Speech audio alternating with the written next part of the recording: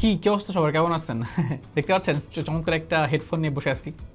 না, এটা একটা হেডফোন না, এটা একটা হচ্ছে ডেস্ক ল্যাম্প বা ডেস্ক লাইট। আপনি এইটাকে হচ্ছে পড়াশোনার কাজে ব্যবহার করতে পারেন। খুবই ছোট্ট সুইট কিউট একটা ল্যাম্প, যার নাম হচ্ছে ইয়েগি, এবং এর মডেল হচ্ছে T03424112।